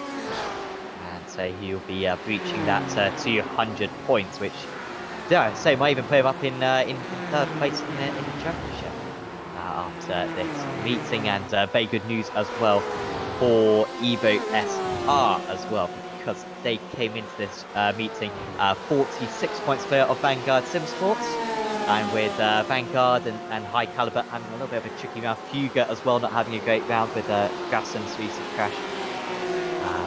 They will be extending that advantage by taking a couple of race victories. There you are. Evo SR taking top 2 positions at the moment. Fantastic day for them as we head into the mid part of the midway stage of the championship. Salt will be starting his final lap of the race with 18 seconds remaining. His gap is 7.5 seconds, and you've got to work so hard, haven't you, for races and races and races, Adam, and then you get a race like this where you have the pole sitter come into the pits under safety car.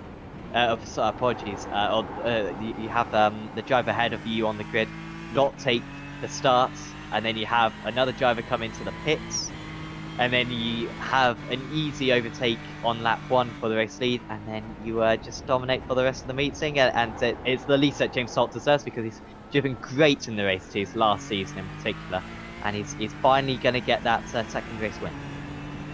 This drive from him reminds me very much of the race that I won in race 2 at Watkins Glen in the American GT, the precursor for this format. Where a few things kind of go your way. You just get your head down, keep doing the best you can, doing the best laps you can, and then it just rewards you at the end with a lovely checkered flag. Yep, and here he comes then to the checkered flag. It's going to be another Evo SR victory. It's 5 for Evo SR, and it's another one for James Salt, who wins race 2 at Canadian Tire Motorsport Park. Bingham holding off Eichenberg. The stats are live, guys, but the stats might be just dying here because Eichenberg moves up into 6th place right at the end. And after being on his roof at the end of race 1, he is going to be in 6th place in race 2, 17th place again for Eichenberg. It's his second 6th place finish of the season, and we will not be giving him an interview because he should have stayed in 7th for the stats. Perry finishes in 8th. At top of the Amsterdam was Dean Powell, and that is the joint best results, we believe, for an amateur driver to go with Bob Humphrey back at Le Mans in season 1. A great result for Powell, who has had good pace throughout the season and finally puts it right on the table there to finish in 2nd and 3rd place, and of course McMahon up there in 2nd. Crazy meeting there, Adam. I think when he had Phillip Island last season, I think we had a few less drivers on the grid. We only had like 30 drivers on the grid for that one, whereas we had 35 of course for this one. So I think maybe just those 5 cars created a bit more carnage. It was crazy. I mean, it's difficult to remember everything, but the race 1 with Lee spin when going for the lead, we had Eichenberg on his roof. We had the various mistakes with drivers. In race 2, we had drivers firing off on the second corner of the race all into the barrier and a bunch of other stuff. Lots of mistakes up there, but one of the most entertaining Apex Racing League GT meetings we've had. I thoroughly enjoyed that, and I'm knackered. I'm worn out after that. It was amazing. So much going on. Just to confirm, Powell 3rd place is the joint highest for an AM, and with Coles in 5th and Bingham in 7th, that's the best accumulated AM positions in a race that we've had since I've been writing them in my notebook. Is it? Okay. Yeah, that's a good point. Because when I write them down, I put in brackets if they're like a high finishing place overall, and 3rd, a 5th, and a 7th is the highest combo that I have in all of my pieces of paper. My spare sheets don't have that. So I'm impressed. Well done on that one. And we have the results then. James Salt winning out. Tom McMahon in 2nd place. Dean Powell rounding out the podium. It's another 3rd place for mscienceuk.com. That is their 4th 3rd place of the season. Lee gained the other 3, of course. Then it was Chris van der Nesse in 4th. Adam Coles in 5th. Dave Eichenberg, great recovery to 6th. Tom Bingham couldn't be more for Bingham in hindsight. He was ahead of Powell at one point, so maybe could have got 3rd. Certainly 4th place was possible for the Performance Link driver. Then it was Tim Perry, great result for Perry, by far his best result of the season. Kevin Kitzelman came back well after a disappointing race 1 in 9th. James Crouch had some issues but came back to 10th. Then it was Aaron Powell in 11th. Tobias Olsen, the highest gainer with 21 places gained. Bob Humphrey was in 13th. There was Derek Holland on his apologies, not on his return. That's just Derek Holland. 14th, good result there. Then there's Tom Stevens, Max Wolf, Ryan Jones, Callum Wright, Daniel Stevie, Jay Steffi, after starting from the pit lane, of course. It's Steffi who came through the pits, at least on the start. Emil Winbo was in 21st. Then there's Nick Brown, Kev Copeland, Mark Hutchinson, Mads Grafson, Andrew Becker, John Tressida, Daniel Lee, Mark Hearn, Alex Moore, Matty Chambers, Luke McCowan, Rob Winter, Robert Lundgren, Jason Stahl, and Jonas Bowden. I don't think Bowden even took the starts. Only the top 24 drivers will score points. The rest were more than 1 lap down. So it'll be interesting to get some chats with the drivers now, and as is becoming customary, we are going to bring in Tom McMahon first into the box because he is once again the points highest scorer with a first and a second places this evening for Evo SR. Congratulations, Tom, but that race one could have been very different. I mean, you and Daniel were evenly matched, maybe Daniel even having the advantage. And what was going through your mind when you were side by side the final sector? What were you thinking in that point? Championship.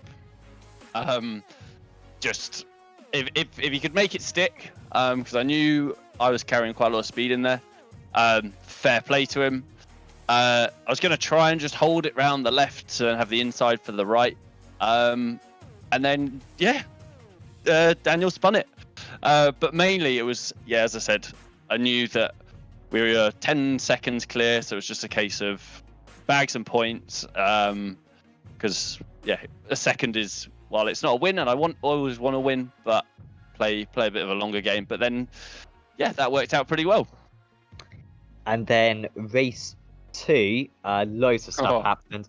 Some of it you were involved in. You had to avoid one of the high caliber drivers, I think, or maybe one of the Vanguard's drivers. Crouch, I think, maybe. I'm not sure who you had to avoid. But then there was plenty of other stuff that you only just avoided. Take us through all of that. So the first one was down at turn 3. And he broke on the grass and was sort of fishtailing around. And I thought, wow, this is me, done. So then I went right to the edge, just got past, and then my left rear went onto the grass and skated off. And so that was annoying. But no, we're all good. Like, everyone is going to fall off the track. There's going to be so much carnage. And then there was 3 cars barrel rolling down the start finish. And I just picked to go on the grass, lift off the throttle, coast through it, hope, pray, cross your fingers, all of that. Managed to get through. That was nuts. The strat for that race was don't do anything silly. The Ford, the setup that we were using was not good in a straight line. So it was a case of I'm either going to have to make really, really good moves or just hope people fall off, and they kind of did. And made it work. Next week, or in 2 weeks' time, next round of the championship, we have the reverse grid race. It's going to be Road Atlanta, 80 minutes. We'll change up from what we have, and certainly any format that we've had on Apex Racing TV in the past. You will be starting quite far back for that one because you're too good. You're in the lead of the championship, and you're going to be starting in probably about 30th place for that one, I imagine. You gonna approach that one any differently? And have you? The reason why we're going to Atlanta is because Petit Le Mans is on. So are you taking part in Petit Le Mans? Because you should just be able to use the practice for that for the meeting in 2 weeks' time. I'm sure we'll throw a team together to do that. And then it'll be a case of just take it like the reverse grid feature races that we do this like in the evening, like normally, and just double it because it's 80 minutes rather than 40. So make the most of trying to keep a clean car. That's the most important thing. When there's a chance, go for it. When there's clear air, put your foot down and hope that the safety car doesn't ruin it, or curse you at the wrong time. But really looking forward to it. I think it'll be a really nice challenge for all of the drivers, something a little bit different. So really looking forward to it. Have a week off, bit of chill time, and then crack on Monday. Nice one. Well, best of luck for that one, Tom. Is there anyone you'd like to give a shout out to?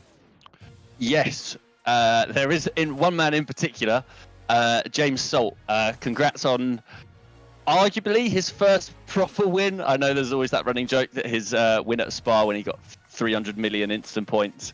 So a massive shout out to him. Well done to him. And then all of the Evo SR guys, you guys for, again, the stream, the league is brilliant. We all love it. Thank you so much.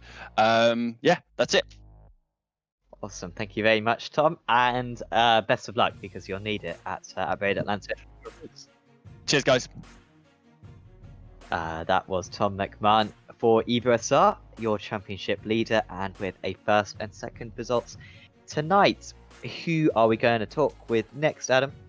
I would like to talk with our double AM winner and third win in a row for the AMs. There's a little stat I was just going to pull out of nowhere. Dean Powell, eventful night. Race 1 was a whole lot quieter than the race 2, but you still had to get some moves done to take that win. It was an excellent night. Thank you, Adam. I think I've had a few offs in both races around the double right-hander. I managed to recover quite well in the second race. Had a brilliant start. I think I made my way up to about third or fourth. Had an off there and just fought my way back. So it was quite eventful. Had good fun. It certainly looked like it. It was kind of funny. I was laughing to myself a little bit because during race 1, you could tell that you were taking some coaching from Daniel Lee, because that race 1 for me was just like watching Daniel Lee. You were doing all the hard work, then you'd do something to mess it up, and then you'd fight back and get the positions back again. But no, that was eventful. And then race 2, third place overall. That's the joint highest finish for an AM driver since records began. Talk us through that, because that was really eventful. Yeah, just out of interest, who holds the AM record for that? It doesn't happen to be Danny in his first season, does it? Am I putting you on the spot? No, you're all good. Bob Humphrey. And who did I say the other one was? You said Max, but that one doesn't count. He was upgraded to pro straight after. Okay, so yeah, it's Bob Humphrey. Well, yeah. So Danny's been coaching me for months now. So this is probably my second stint in iRacing. So I've actually been on it for about 9 years now, but there was a bit of a resurgence about 6 months ago, and he's been coaching me, and we've been racing together since then. So he's very handy, gives me loads of time, and it seems to be paying off. So really grateful for it. I think the results are showing that as well. Well, they definitely are. Like I said, this is your third AM win in a row, which is certainly an upturn in form, because at the start of the season you weren't really anywhere, which is great to see the improvement. We have an endurance round next up, 80 minutes at Road Atlanta. How are you feeling about that? I seem to go quite well in endurance rounds. I'm racing in another series that you're part of yourself, and I've done all right in those. So I'll be good in for at least the AM win, and keep on pushing. Yeah, you drove pretty well on the last round. That was for sure. Just between us three, Sam. Dean is one of those annoyingly quick drivers where you think you've got him done, and then he just keeps fighting back and back and back. It's brilliant. So much fun to race against him. But right, well, before I ramble too much and before I let you go, do you want to give any shout outs? This is your first time here, so I'm imagining you've got a big long list. I'm probably just going to give a shout out to my wife, Bina. She's been putting up with this for the past 6 months or so, and she's been understanding of a new hobby. So thanks, Bina. I know she's watching. Oh, there we go. It's good to hear that she tolerates your driving. Well, it's been brilliant to speak to you, and congratulations on your double again tonight. We'll see you next up at Road Atlanta. Yep. Thanks, Adam. Thanks, Sam. Bye. So who are we going to have a chat with next? We've got a couple of choices, and I think we will chat with both of them eventually, but I'll have a chat with Tom Bingham, actually, now, who we have just dragged in, because Tom managed to get a 19th place finish in race 1, but then had a really good race 2, Tom, finishing in 7th place in the end. It could have been a little bit higher up, potentially even, although I struggle to remember everything that happened in that race, but pretty good day for you in the end. Yeah, not too bad. Very, very stressful racing in the front of this kind of group. Very, very stressful. Watching my mirror, I think about 95% of the entire second race, worrying about who's coming up behind me. Mostly Bob, actually. He likes to try and kill me a lot of the time. So But no, awesome second race. No, that's probably the most fun I've ever had on iRacing. It was it was intense. Awesome, great to hear. How was the racing out there? Because you seem to be able to keep the others behind you for a while. Would you say that's partly down to the setup or just the track, or did you just feel very confident today? I think the setup for the BMW is pretty much made for that track anyway. Even the baseline kind of felt fast, but I worked on a setup with Chris van der Nessa for quite a long time, and just dialed it, and it started to feel really solid to the point where even on the limit, it didn't feel dangerous. It was I'd say setup, but it was kind of made for the BMW, that track. We are now at the midway point of the championship. Going into this round, you were in 6th place in the amateur category. Dare I say, you'll probably be ahead. You'll be ahead of Leahy. You'll probably be ahead of Jones. Will you? Yeah, probably. So you'll probably be up into 3rd place now in the amateur championship. Does that start entering your mind now in how you race? Because it's going to be important to collect those points. Yeah, definitely. I'm looking forward to Road Atlanta because that's a track I feel fairly strong on. So if it jumps me up into 3rd now, that'll be awesome. But I'll definitely be taking it a bit more cautiously, I think, because in race 1 I had an incident with James. He got a bit sideways in front of me, and stupidly I tried to accelerate past, whereas I should have probably eased off and tried to calm down a little bit. But yeah, no, I'll be taking it a bit more steady, I think, and a bit more cautious. I'm trying to work on my defending. That's kind of my weak point. I need to be able to hold off the faster guys as well to try and gain some more points. I certainly defended well tonight, Tom. Congratulations on that 7th place in race 2. Is there anyone you'd like to give a shout out to? Just Chris and just my brother, who is sponsoring both of us in the championship for Performance Link. Awesome. Well, thanks for having a chat with us, Tom, and I hope to see you back up here very soon. Cheers, chaps. Thanks. Bye. Tom Bingham there for Performance Link, finishing in 19th and 19th and 7th places. Good win. Good support for James Saltz in the chat, but also Philip Powell saying well done to his son, which is always good. It's nice when people have fan clubs. I'm part of a few fan clubs of drivers, and it's nice to see them in flock on the YouTube chat. We've only got one more interview to go, Adam, and it's with our best friend. It's Daniel Lee. It is with Daniel Lee. What an eventful night. What have you got to do, Daniel Lee, to win a race in this championship? I've got to say that was absolutely heartbreaking, if I'm honest with you.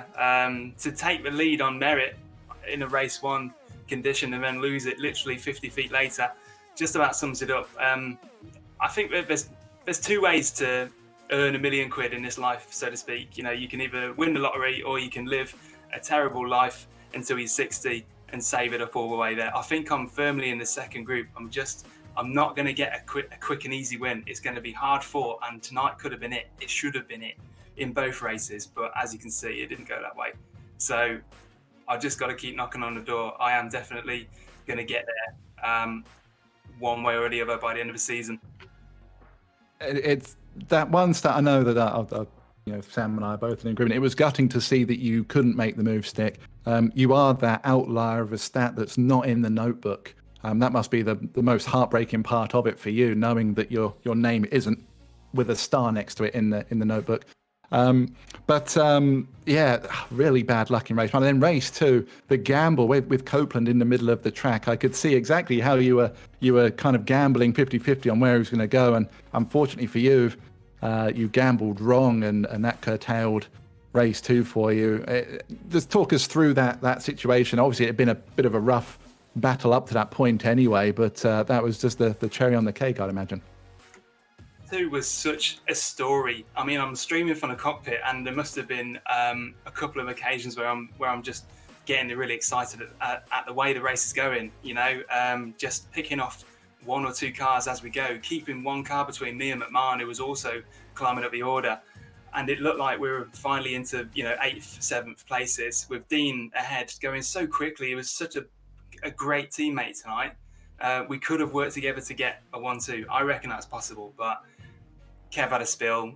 We've all done it, and Kev's such a nice bloke that he's got plenty in the bank of goodwill. So I just feel bad for the both of us. And Hutchison, who behind, got collected in the mess as well. So we've all done it. He locked his brakes, but then he released it, probably trying to get out of the way of the racing line, and then it put it into my way. So we just got to get on with it, move on to the next race, and have a good one there.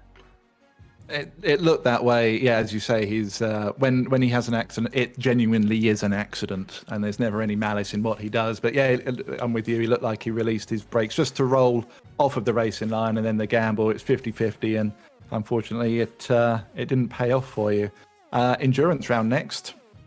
We've done a couple of those on a Monday night. You're not too shabby at them. How are you feeling about this one?